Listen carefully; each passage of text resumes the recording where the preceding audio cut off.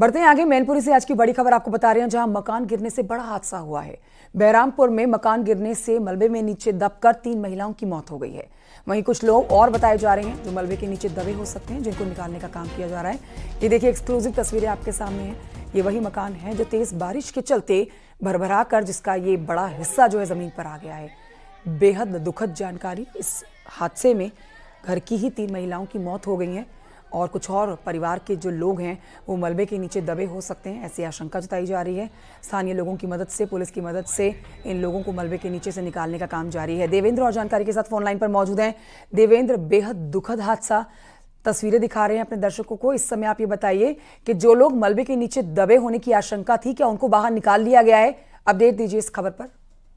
बिल्कुल, जिस तरीके से सुबह ये हादसा हुआ था उसके बाद पुलिस और प्रशासन और ग्रामीणों ने मिलकर जो मलबा था उसको हटाया था। जेसीबी मशीन से मलबा हटाया गया था, लेकिन हालांकि चूंकि दबे होने की आशंका थी, लेकिन अभी तक कोई मिला नहीं है। किसी तरीके से इस तरीके की कोई जानकारी भी और नहीं मिली है कि इसके नीचे दबा हुआ है। मलबे को पूरी तरह हटा दिया गया है।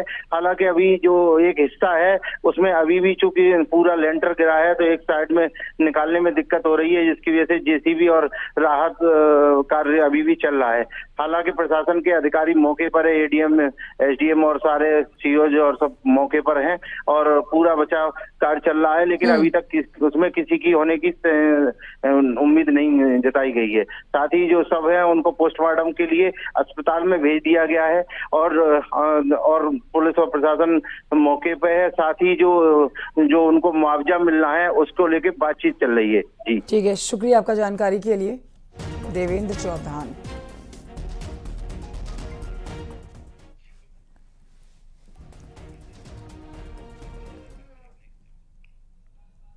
और आइए बढ़ते हैं आगे। चित्रकूट से खबर, जहां पर जमीन के पारिवारिक बंटवारे को लेकर मारपीट हुई है। देवर पर आरोप है कि उसने अपनी भाभी और भतीजे की पिटाई की है। ये तस्वीरें भी आप देख रहे हैं, सोशल मीडिया पर ये तस्वीरें वायरल हो रखी है। ये शख्स बुरी तरह से इस महिला को पीट रहा है। न्यूज़ 18 इस वायरल वीडियो की पुष्टि नहीं करता है।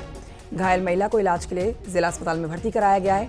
ये मामला करवी कोतवाली क्षेत्र का है। पीड़ित ने मामले में पुलिस से शिकायत की है। इनके आते आते मुझे बहुत मार चुके थे, एकदम रॉड और कुल्हाड़ी लेकर आए थे मारने के लिए। इसके बाद मुझे बहुत मारे, मेरे पति को भी मारे हैं। जब यहाँ मुझे बचाने के लिए तो मेरे पुत्र को भी मारे, मेरे पति को भी मारे। चित्रकूट के बाद खबर झांसी से, जहां पर एक टीचर पर छात्र को पीटने का आरोप है। आरोप के मुताबिक पिटाई से छात्र बेहोश हो गया, छात्र को अस्पताल में भर्ती कराना पड़ गया। मामला चिरगांव ब्लॉक के उच्च प्राथमिक विद्यालय का है। मामले में शिक्षा विभाग के अधिकारियों ने जांच शुरू कर दी है।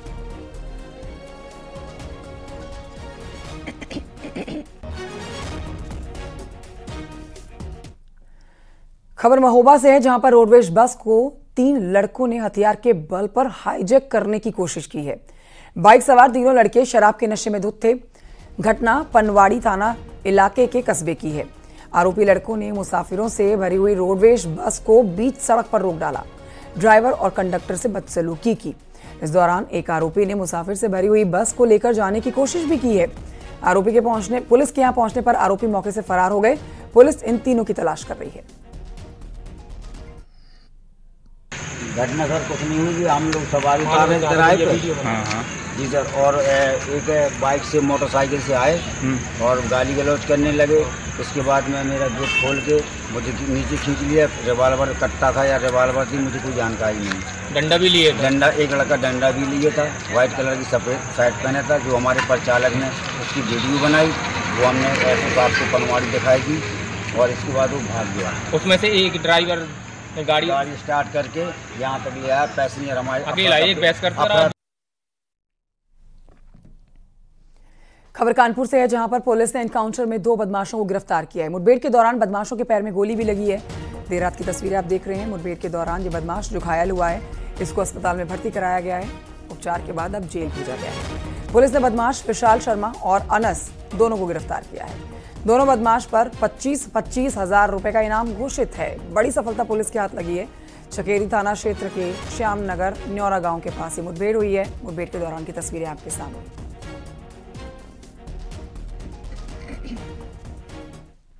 और आइए बढ़ते हैं आगे। कानपुर के बाद खबर हापुड़ की है, जहां आपको बताएंगे एनकाउंटर में पुलिस ने शातिर गौ तस्कर रोहिल, जिसका नाम है, उसको धर दबोचा है। मुठभेड़ के दौरान गौ तस्कर, जिसके पैर में गोली लगी है, घायल को अस्पताल में भर्ती कराया गया। पहले गिरफ्तार तस्कर के कब्जे से पुलिस ने नकदी, अवैध असला और एक बाइक बरामद कर ली है। गिरफ्तार तस्कर पर 12 पहले से ही मामले दर्ज हैं। गढ़मुक्तेश्वर कोतवाली का ये मामला है।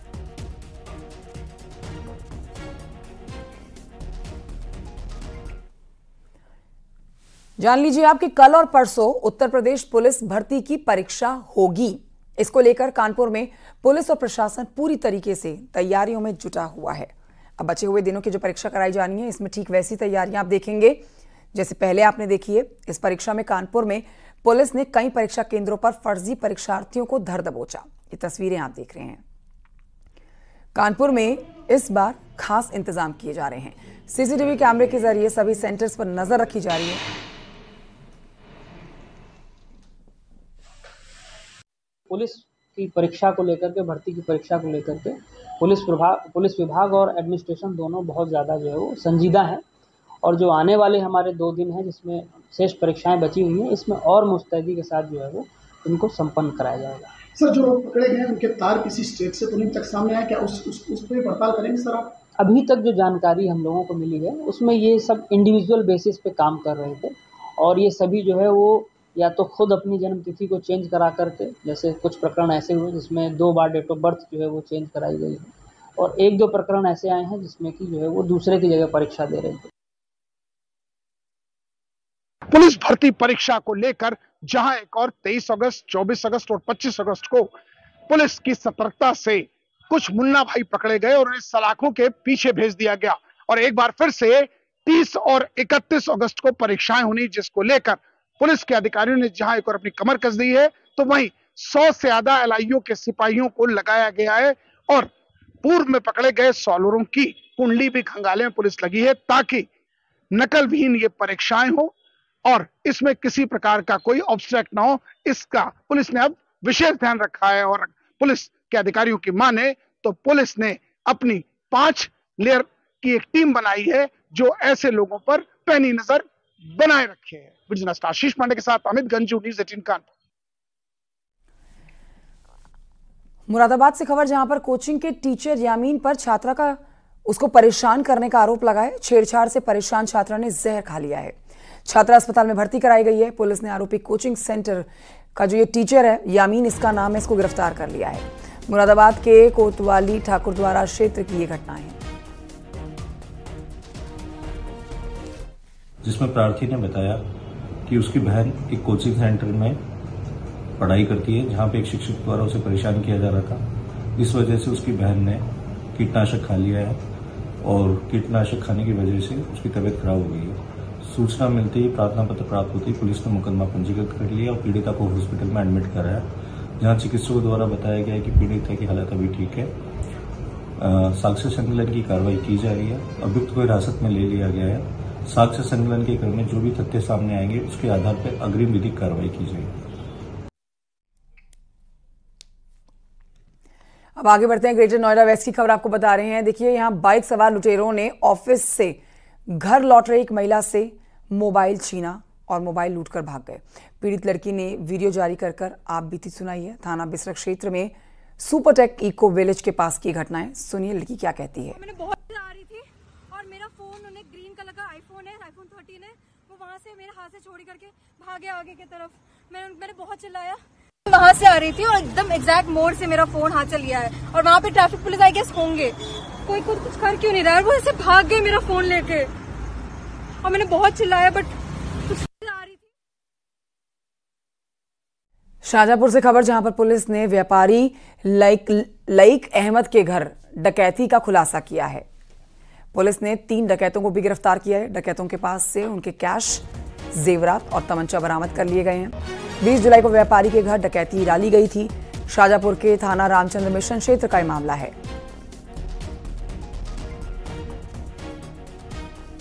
और अनिल और आदिल, इन तीनों की अच्छी केमिस्ट्री है। अनिल गुप्ता के ऊपर 17 मुकदमे हैं, नौशाद के ऊपर 2 मुकदमे हैं, आदिल के ऊपर 5 मुकदमे हैं और इनसे इंट्रोगेट भी किया के लिए हमारी टीम लगातार प्रयास कर रही है और अन्य इन जो ये तीनों लोग हैं इनको माननीय न्यायालय में प्रस्तुत किया जा रहा है और जेल भेजा जा रहा है। ग्रेटर नोएडा एक्सप्रेस वे पर 2 कारों में भीषण टक्कर हुई है। इस हादसे में एक शख्स की मौत हो गई है जबकि एक महिला समेत 2 लोग घायल हुए हैं। तस्वीरें आप देख रहे हैं हादसे की। पुलिस ने घायलों को अस्पताल में भर्ती कराया है। बताया जा रहा है कि टक्कर इतनी जोरदार थी कि कार के परखच्चे उड़ गए। हादसा Noida greater Noida express way पर नॉलेज पार्क थाना इलाके में हुआ।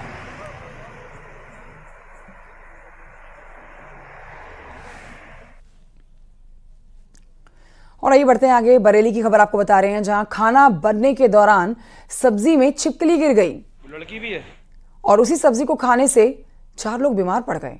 बीमार सभी लोग इलाज के लिए जिला अस्पताल में भर्ती कराए गए। बरेली के कैंट थाना क्षेत्र के बुखारा गांव का मामला है।